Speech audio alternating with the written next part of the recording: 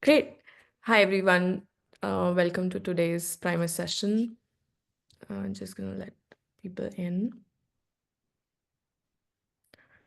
So I'm just going to quickly introduce Michelle and then let her introduce herself because there's a lot that she has in her experience. So Michelle is a senior researcher in Duke University who's studying mathematics and computer science there.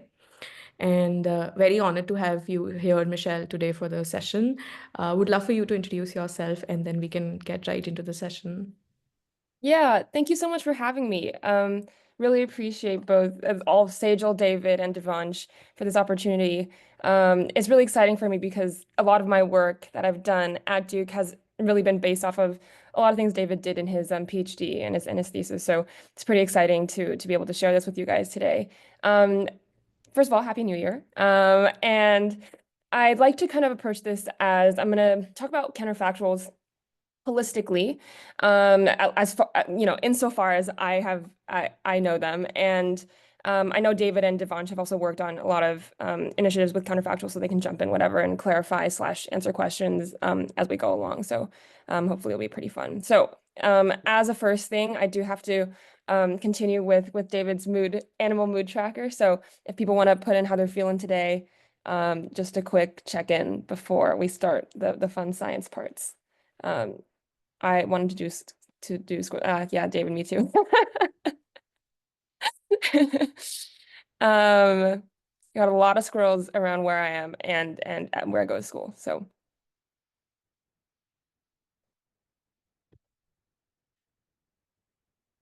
okay, Alejandro, we have an 8.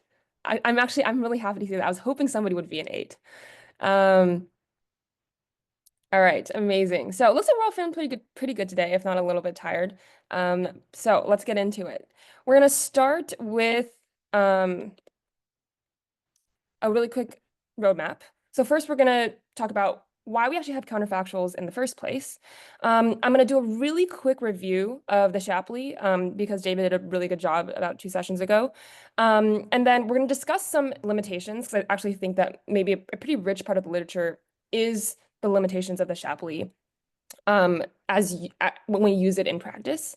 And then I'm going to really briefly walk you through my paper that I did about counterfactual Shapley values.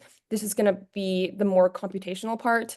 I'm going to talk about the algorithm, and it's to give you kind of like a preliminary idea of how you might go about actually calculating these things that we're talking about. And then I'll end it with just some cool papers that I think are relevant. And you'll see they're actually all really recent. Like this is a pretty hot topic right now, and everyone's trying to figure out how we can use counterfactuals to explain what's going on in computer science and in other settings. So I'll link this in the Telegram, so this way people can actually click on the links. All right, so let's start with counterfactuals. I think of counterfactuals as this kind of like woulda, coulda, shoulda scenario, right? So we're really thinking about the what if scenario.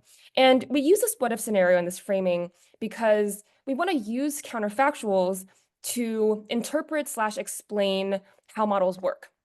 And usually they're used in this kind of either healthcare or like loan application setting, two settings which there's a lot of automation when it comes to just predicting people's medications or slash predicting people's ability to repay loans.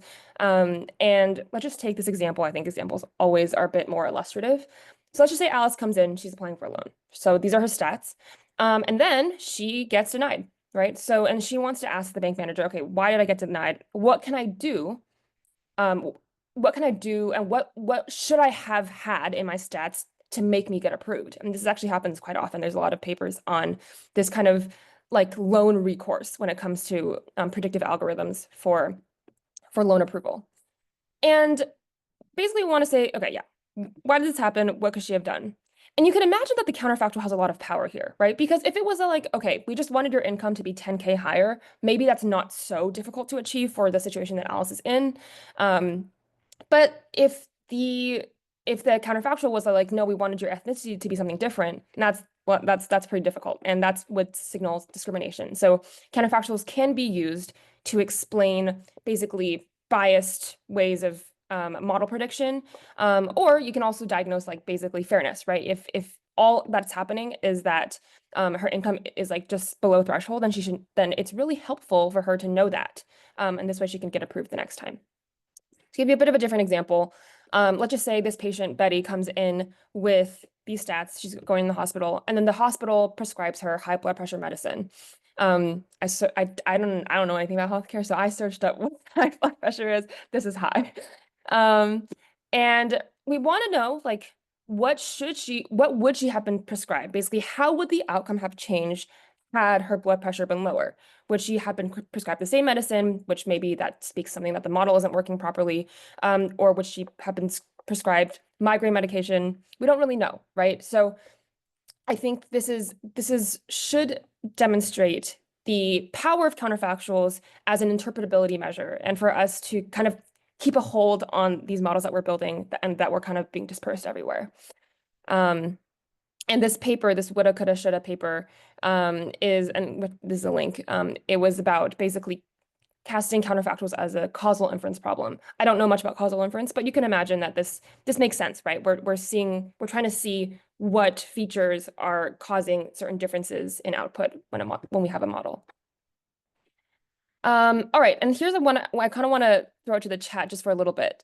But just now that I've motivated why we have this like concept of counterfactuals in the first place, can anybody think of things that we might want the counterfactual to have, like these like properties it should satisfy? It doesn't have to be formal. If you just want to type in the chat what you might think are important when we get these explanations, because this is something I've been thinking a lot about recently.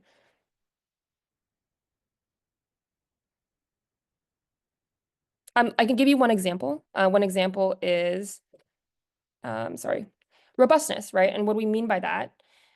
This means that similar inputs should have similar outputs. So if somebody comes in with the exact same stats as Alice, then we don't want that that our counterfactual algorithm, when it calculates its counterfactual, outputs that Alice should have been $10,000 richer, but Mary should have had one less child. Like we don't want these counterfactuals to be so sensitive to the input, essentially, because this makes sense, right? We want customers to be getting consistent feedback if they have the same properties.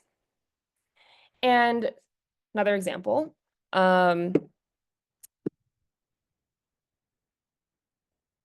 Yes, exactly, exactly. So Devansh, actually, exactly what you just said is basically is related to faithfulness, right? That the counterfactual accurately describes how the model is performing. We don't want that the counterfactual is saying like, "Hey, you should have increased your income," when really the decision is not being made based on income, right? We want these to be faithful to the actual model.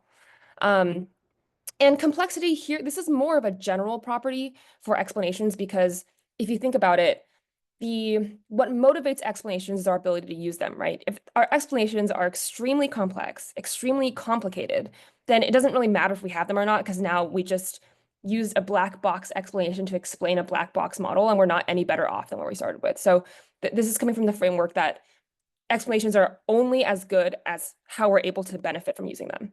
And the counterfactual, you want it to be easy to understand, right? If the counterfactual to my loan problem was this kind of like Mod Podge of numbers and like different interactions and like kind of exponential in number, that's not helpful for me. I don't think Alice would know what to do with it either, if she wanted to get verified next time. And great, yeah, David, exactly, like testable, right? We want to be able, and that's related to faithfulness. Basically, we want to be able to actually, when we switch that counterfactual over, it actually performs how it's going to perform, which is basically being faithful to the model itself. And I think this is kind of going on to one of my main interests in general in research. Do you see any tensions between all these properties I just mentioned? I think it's a pretty rich literature about just trade-offs in general, and that's what I think about when I see a list of properties, right? That like these properties are not easy to satisfy all at once, and there must be some tensions. I can give you an example between faithfulness and complexity. You can imagine if a model is just really complicated and it has really black box behavior, maybe trying to decrease the complexity of our counterfactual ends up making it not faithful, right? Let's say there's like Let me read what Devansh is saying. Oh, that's actually a really interesting question. I didn't know about that. Yeah, that seems like a pretty interesting social choice problem that doesn't satisfy certain axioms. Um, but yeah, imagine for the faithfulness complexity trade-off, if we want to make things more explainable, we might have to kind of like simplify them by like, let's say maybe there were 10 features that were used in the prediction, but human brains can only process two. So we kind of get rid of the last eight. Then it's not as faithful because the model is actually using all 10 features, but it's less complex, which is good for us. Same thing with robustness and faithfulness. This is a more nuanced one. You can imagine that if a model has like this, just like a line going up, like the model has this kind of strong linear trend positively, but on a kind of singular granular level, it's kind of oscillating a lot between different people. So it's highly customizing to the input, but it has a general like trend. To be robust, robustness must capture that kind of like overall trend of people, but it's not going to capture the small oscillations. To be faithful, though, it maybe to explain people's specific behaviors, it is just getting really complicated at the micro level. You could imagine that a counterfactual that's trying to be faithful doesn't capture this long trend up. And you could imagine that a counterfactual that's trying to be robust doesn't capture these small oscillations. So this is actually kind of, I would say it's a relatively open problem about trying to optimize for what properties we want in different situations and how we actually achieve this kind of balancing of properties, because these are all important and it depends on how we used. Yes, David. Yeah, I think that's true. I'm in the boat that I think in the case where you have to decide between robustness and faithfulness, to be able to extrapolate to new data, you should be more robust. Like you want to capture that overall linear trend instead of this kind of small oscillation. So yeah, I think it is usually an example of overfitting. Okay. So basically, counterfactuals have applications in recourse. Recourse just means like when I have a decision by the bank, for example, that I don't like, I would like to be able to get like recourse, meaning like almost like payment, but in the form of explanation for it.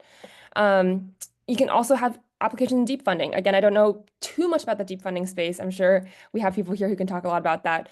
But we want to imagine that like if a project didn't get as much funding, where would it have gone? Or if it, did reach its goal level of funding, what would have happened? These are all quite interesting questions that I think are natural for the settings at hand. Something kind of aside, an open, interesting question that I think was brought up in our lab a few years ago was in the game of like chess or Go or any of these strategic games, at what point in this kind of like tree of decision making did your victory or your loss become like become definite? And I think I'm sure there's a lot of game theory researchers who can answer this question. But that's also a counterfactual, right? This what if. All right, so now let's link these two together. I'm going to start off with Shapley values again, just in case people weren't here last time, but it'll be pretty quick. So Shapley values, it's a concept from cooperative game theory. And essentially, it's measuring how much people on average are contributing. So to a team, if I get added third to a team with Devansh and David, and we're trying to, I don't know, we're trying to contribute mittens for an auction or a sale. How much am I adding to that team? But you're gonna do this over all combinations of people where you get added last, essentially, to see your marginal contribution. For those of us who are more mathematically oriented, even though I study math, I'm not sure I would define myself that way. But in case this makes more sense, you see this averaging term, and then this all you really have to focus on is this top term, where essentially it's just saying like what utility do you add when you're added to a team, subtracted over the team's original utility, right? So that's your marginal. This doesn't really matter very much. Just want to give a formal definition. And I want to talk about, so now we have this idea of like fair contribution sharing. And at least for me, where I work on the Shapley and ML, where Shapleys are used to explain how models are making decisions, there's a lot of limitations, right? Because David talked about these four properties of Shapley values.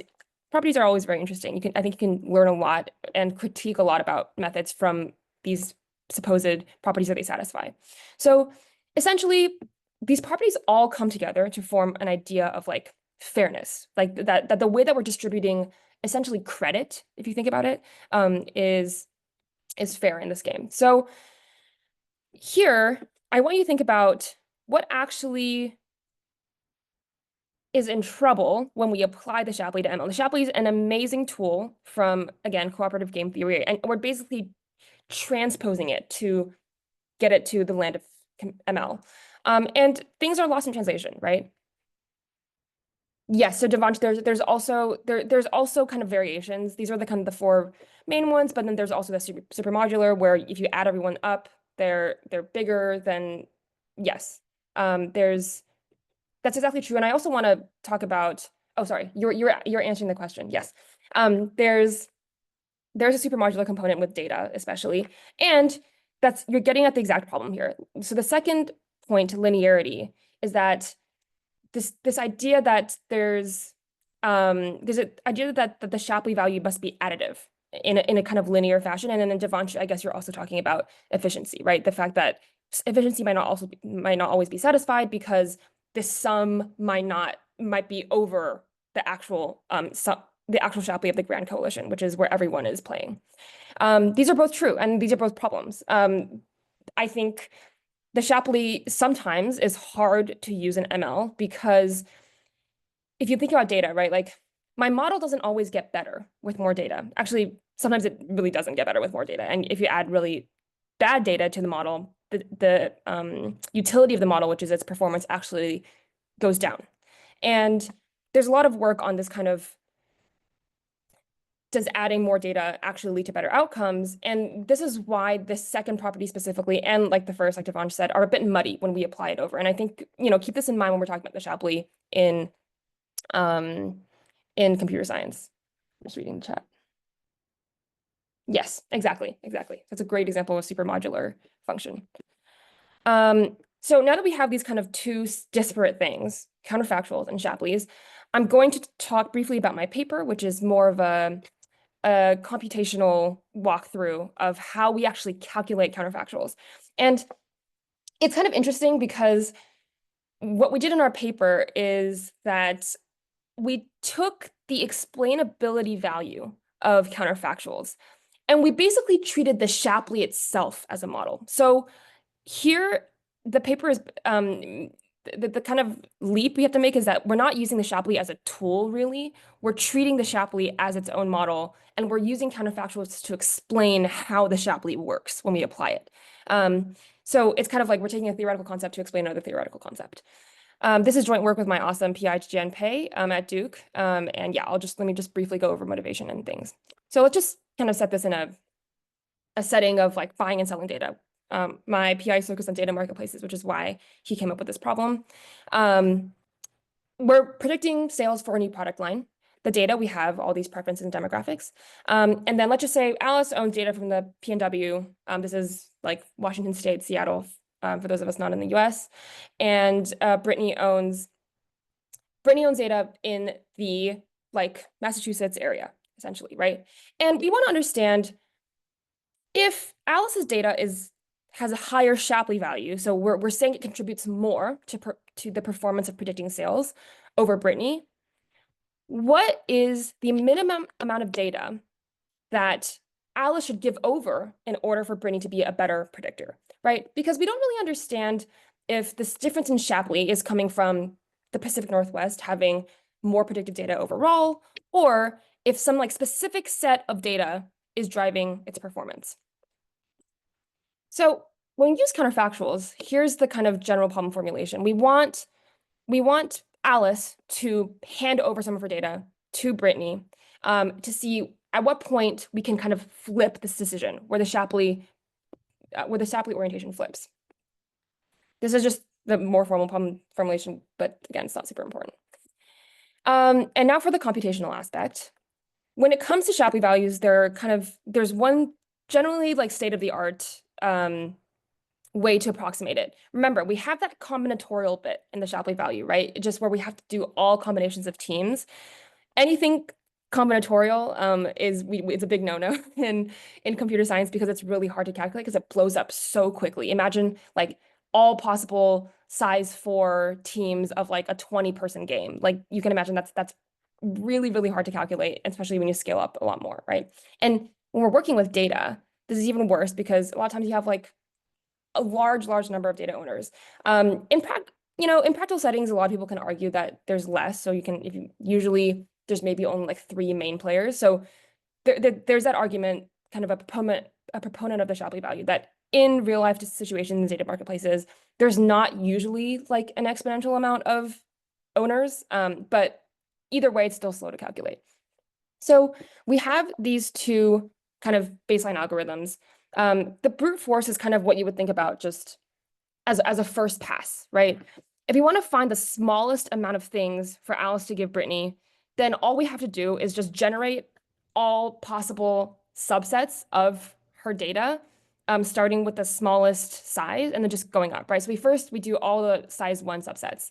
And then if none of those flip the Shapley, then we generate all size 2 subsets. We just keep going up until we find one that works. And there you have it. You have the smallest subset to shift.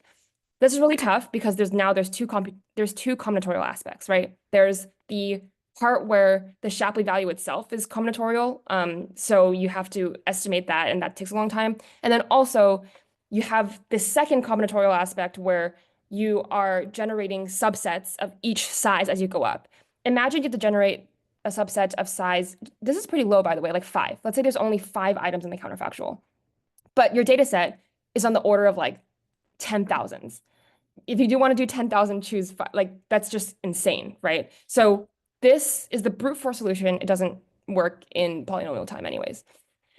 So we go towards the Monte Carlo solution where it's the exact same thing as brute force, except we're just replacing our Shapley value computation with a Monte Carlo part. So basically we're just estimating the actual Shapleys, but we're still doing this generation of exponential amount of subsets to test.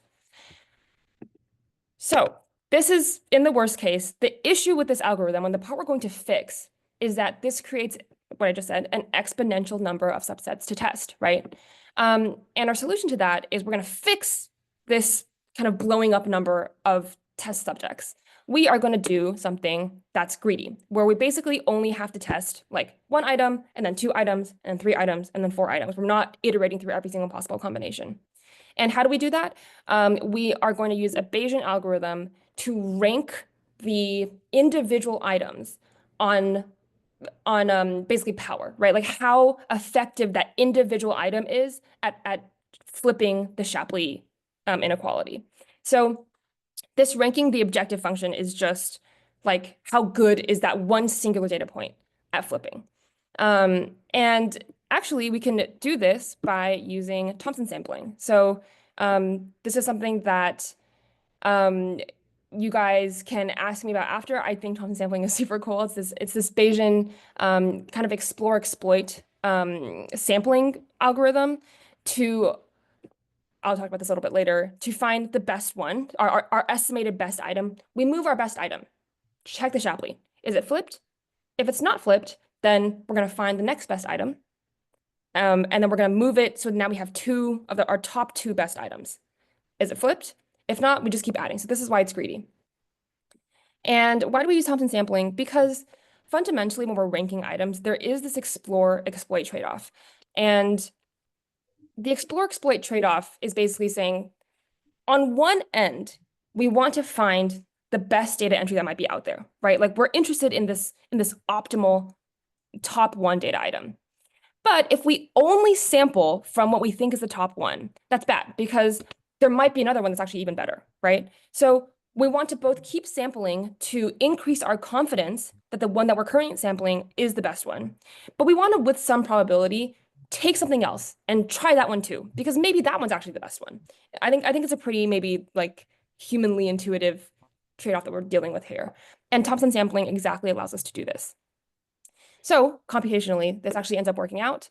And we're able to produce counterfactuals in much more efficient time than you would in the Monte Carlo algorithm. All right, so I'm going to get us through a really quick case study just to demonstrate why it's important to have counterfactuals. Here we come up with kind of a pathological example where we have 12 data owners And the task is that we have all this data about hotel reservations. And the goal is to predict whether a certain person is going to cancel or not, right? And we're doing this row-wise partition. So we're just giving every owner like a chunk of the data rows. And we're partitioning these rows by like month. So one owner has all of January's data, et cetera. And here what I want you to see here is that when we ignore the rest of the heat map, essentially. For this bottom row, this is just a pairwise, like what are the initial differences in Shapley between January, February, and January, March versus January. Basically, the ones on the bottom, which are essentially our Alice, right, on the bottom here. All of them differ with January with approximately a Shapley difference of 1. So all of these data owners, February all the way to December, they all have Shapley around 1 greater than January. And when I say February versus January, I just mean the data owner who owns February versus the data owner who owns January. And this is pretty interesting, right? Because just looking at the numbers, you would think that all of these data owners on the bottom have approximately a similar advantage over January in terms of Shapley value only. Now, that's actually not what's happening here. Because when we calculate the counterfactuals, and this is a lot of numbers, again, we're going to focus on the bottom row, and we're going to focus on the bottom, sorry, we're going to focus on the bottom row, and I'm going to explain all these numbers individually. On the left hand here, what I'm saying is if you look at March, the March number in this red rectangle, that's saying that it took moving 19% of March's data, which March originally had 52 items, to January to flip the Shapley. And then for April, it took 54% of April's data given to January to flip. Now let's look at the standard deviation of the sizes of these counterfactuals, right? So how much they differ for March, 19%, and how much they differ from 54% for April. This is super interesting. So for March, this 19% is very robust. Like this, every single time the algorithm ran, the same 19% of items were moved from March to January to flip the Shapley. Versus for April, there's a 30% standard deviation. Like basically nearly half of April's data was moved, but sometimes only like a quarter of it was moved, and sometimes like nearly all of it was moved, right? So like you could see that the April counterfactual is super, super sensitive. And what does that really mean? That's saying that you can see that certain rows of data are much more sensitive to how the sampling is coming from how you're building the teams of the game. That certain rows of data the performance is super sensitive to how teams are formed.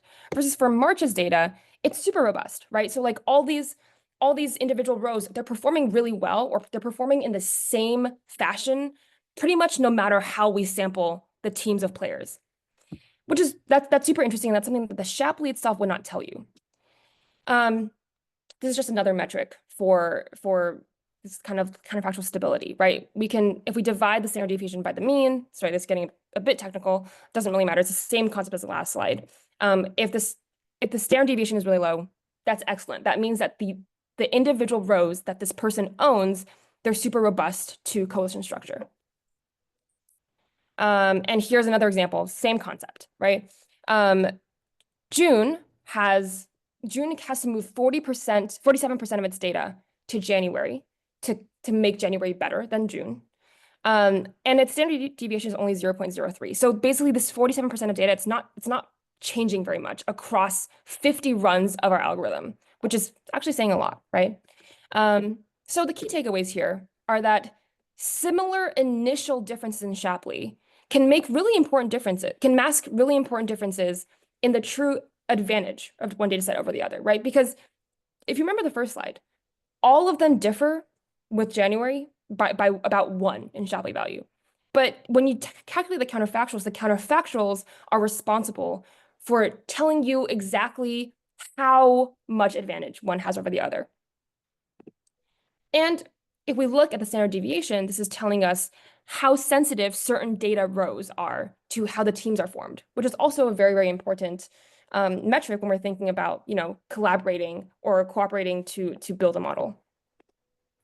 And now, I'm talking for a really long time. So last but not least, these are just some papers to read that I found very instructive in terms of understanding the Shapley value more, and also in general understanding how we should be approaching explanations more. And as you can see, they're all quite recent papers. As you can tell, it's a pretty popular topic right now, and many people are thinking about it. So I'm happy to answer questions now. So that was, was a lot of talking. And yeah, so happy to answer questions and discuss more for anyone who's curious. In the case that you're building a model, do you have to train on all the subset collisions? Okay, great question.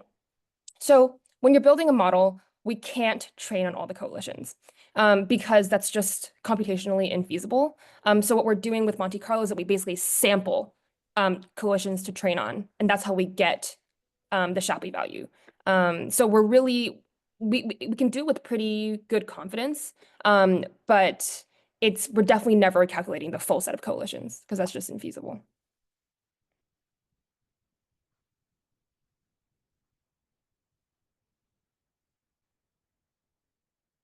Any other questions on paper, on counterfactuals in general?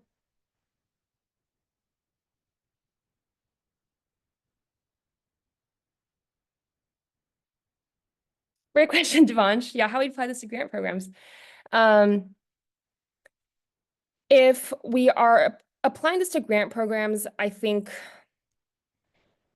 we would have to have metrics on like success essentially. So at least how I would approach counterfactuals and grants is understanding how much money an organization should have gotten in order to complete a certain goal. And the first thing we have to do is define a numeric understanding of what achieving a certain goal meant, right? Like qualitatively, because we have the money going in, some qualitative production coming out.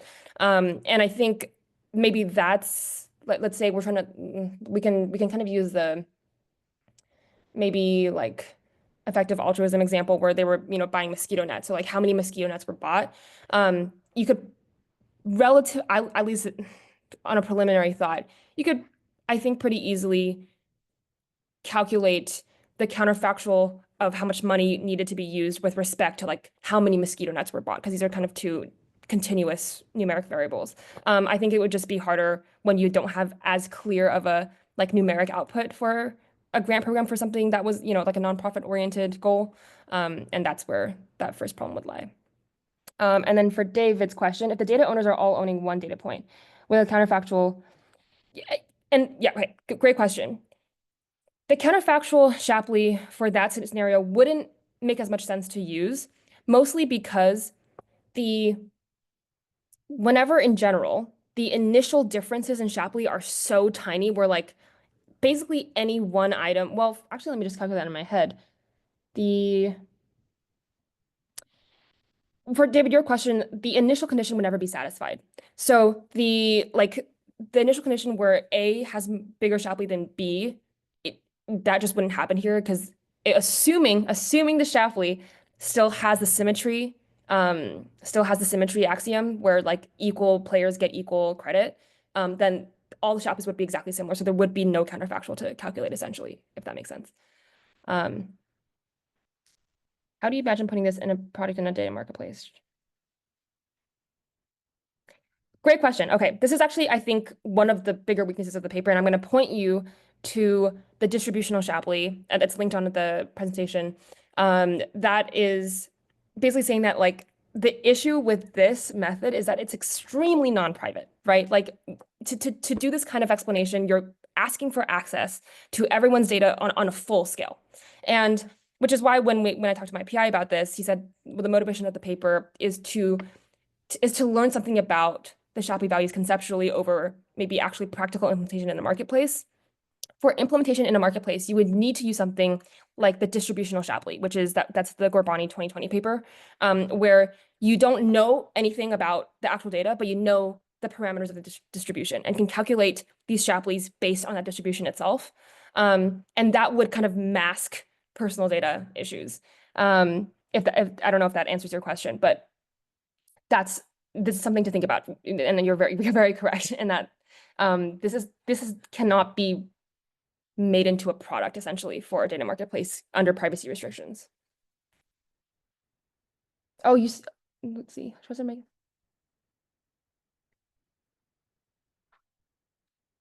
Oh, sorry. I think I misunderstood your question. Trusted machine private. Oh, you're saying that a private machine gets access. Okay, got it.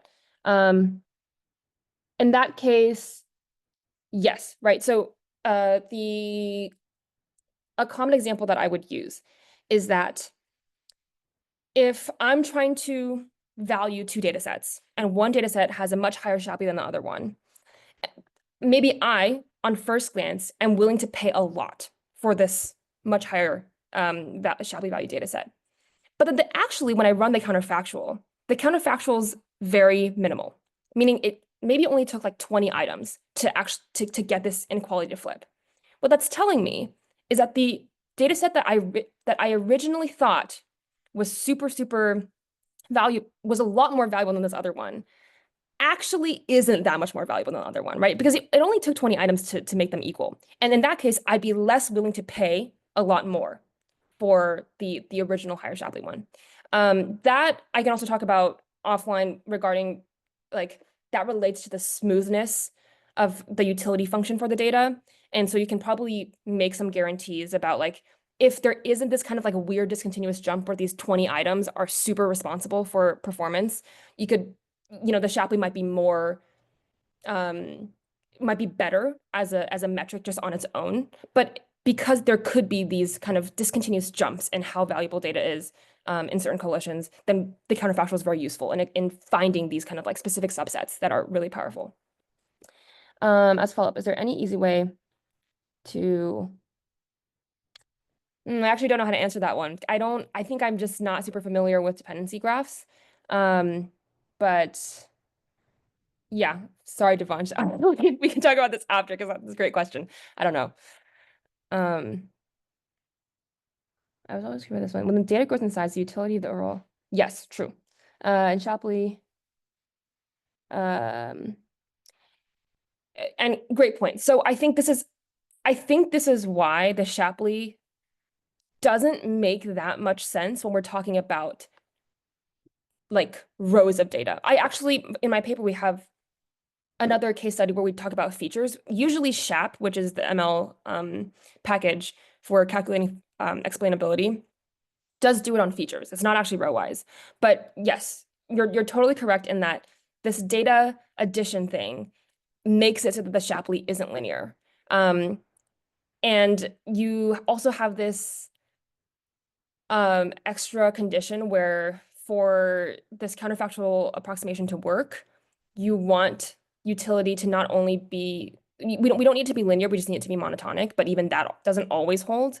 I gave an example of if you just, input a very like out of distribution data row, you could massively decrease the performance of your algorithm.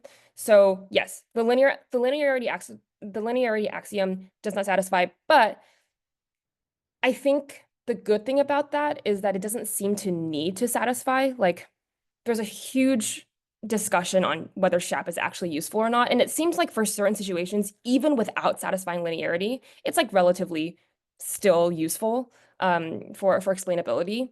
So but that brings a different question. And that's on the last slide, I link a paper called If You Like the Shapley, You'll Love the Core. That was a 2020 paper, 2021 paper, basically saying, okay, if you throw out this linearity axiom, like we don't care about it because clearly the Shapley doesn't satisfy it, then we're opening ourselves up to a much richer literature of what we can actually use from social choice theory to ML. Like everyone's kind of really crazy over the Shapley because of these four axioms. But if we take away one of them and we maybe take away some parts of efficiency, like Devansh said, because of supermodular additivity, then we can use so many more things from econ because we're basically just loosening restriction, right? So maybe that's a good thing is that like it seems to work without linearity sometimes, and that gives us more to work with, essentially. All really great questions.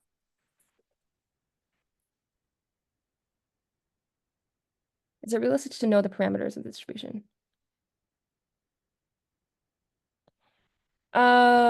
Well, that's actually a really good question. this may be more in the differential privacy space, which I'm not super familiar with. I think that it could be reasonable in some spaces to that you would know the parameters. Um, my impression is that model accuracy is very discontinuous as data collisions change. Okay, yeah, this is something that I actually think about a lot for just extensions of my own paper. Um, I think the conclusion that I've been reaching now is that this discontinuity is rarer than we perhaps think it is. Um, and that in general, the utility is like smooth to a certain extent. Like mathematically, that would be, and I'm not super clear on this even myself, but like mathematically, we can maybe bound it with some kind of like Lipschitz continuity that it's somewhat smooth. Um, so that's my answer to the second part, but it's a good question. Like we've actually never, and this is a great idea for a paper, by the way. We have never been able to like properly bound just how often um, data utility is discontinuous. I would also point you to the data addition dilemma paper that was actually this year that I linked on the last slide. I think they talk about this, like how often is this discontinuous versus like this data adaptivity is linear. Um, I don't I think you asked a good question. I think it'd be a great paper if you wanted to pursue that. I think it's high impact and really important to know just how often data behaves in a certain way. So that I unfortunately don't have an answer, but it's a good question.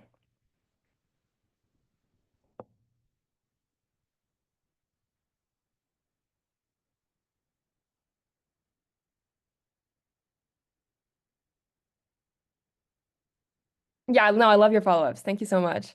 This is awesome just for me to get thinking too. Do you think it's more likely to be continuous with a dumber model, less parameters, less hidden layers? Let me think about that for a little bit.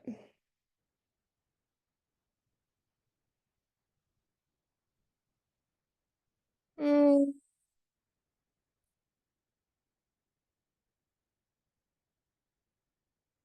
I don't, I actually don't know if that's automatically clear to me. I'm trying to think of like a counterexample just with like a linear regression.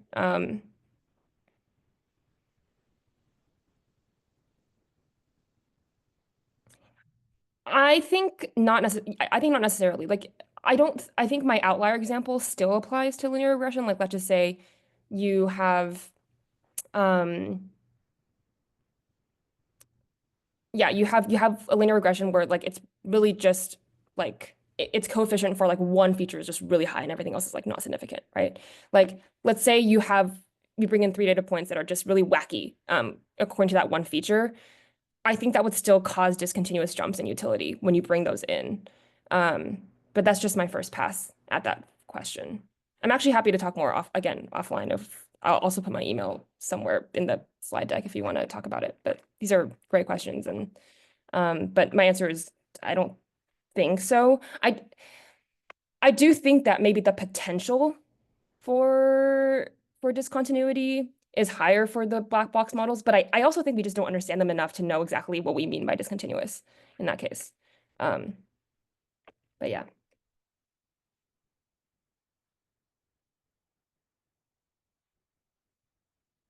All right. Thanks so much for the questions. That was really, oh, David, what did it take from valuation privacy? Okay, great. This is something that I wish I had an economist. Well, I'm sure we have an economist here to ask about.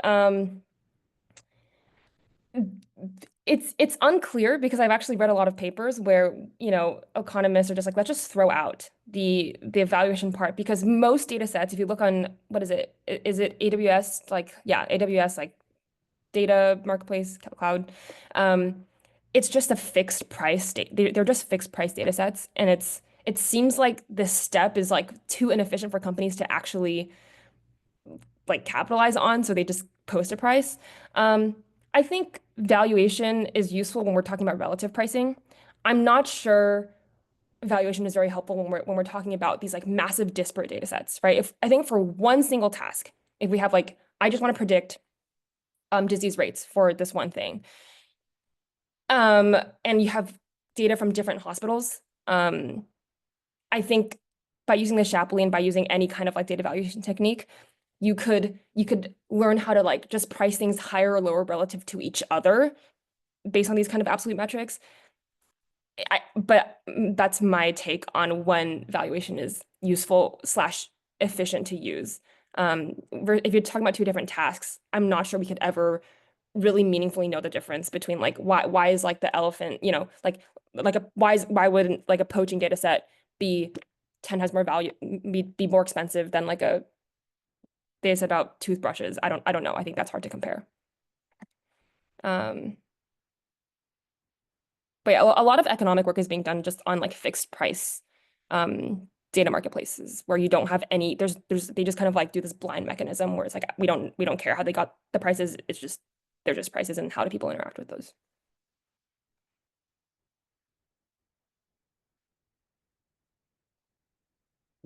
Amazing. Michelle, this is so good.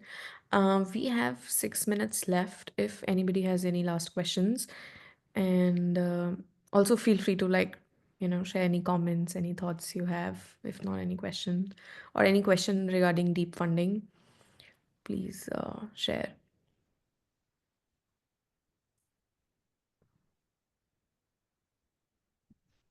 I see David giving kudos. David, do you wanna? I mean, I can talk about this topic for hours. So I don't want, I think we have a limited amount of time because like as Michelle said, this has been many years of my life, and still very passionate about this. There's so many questions I have. Personally, when I started my PhD and I was doing data variation, I was hoping for a data marketplace to be implemented to pay out community members for collecting data.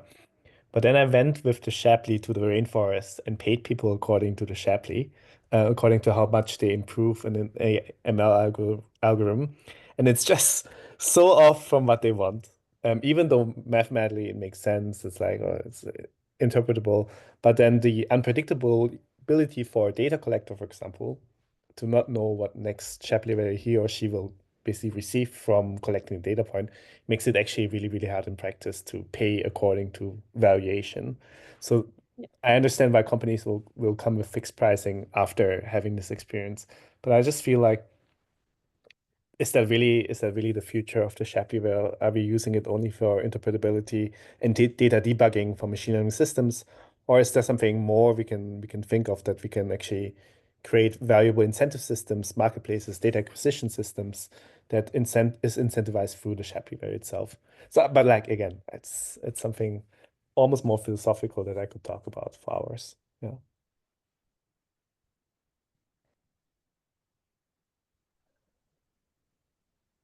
Great. Devansh, anything you want to share? Any last words for deep funding and how can people get involved?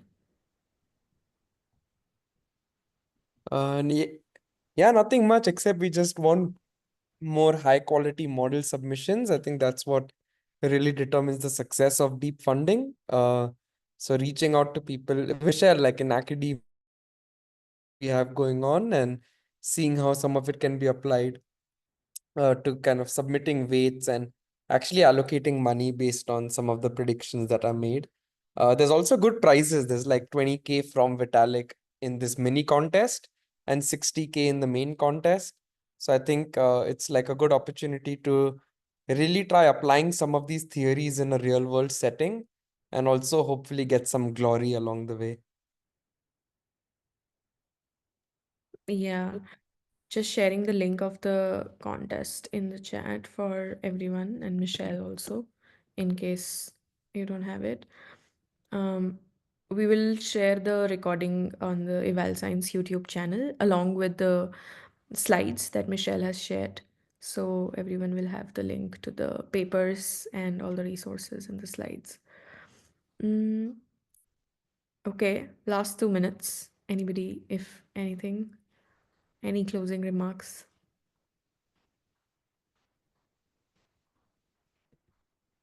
Yeah, Thank it was so you. it was so good. I'm so happy that this is happening. This like this is actually happening. I still remember just talking about these things. How do we, bridge this gap? I always say this, and it's happening, and we're making it happen. So yeah, kudos to everyone. And just want to give a shout out to Marco. Marco joins every session. This is so good, and it's just so good to see people show up for each other. So thanks, Marco, and thanks everyone for joining. Lau is also here. Yeah, I see Wasabi. Thanks for joining. Wasabi is one of our reviewers in grants program at Gitcoin. So really cool to see people joining. And yeah, Nidhi. Um, great. Okay, so I'm gonna stop the recording.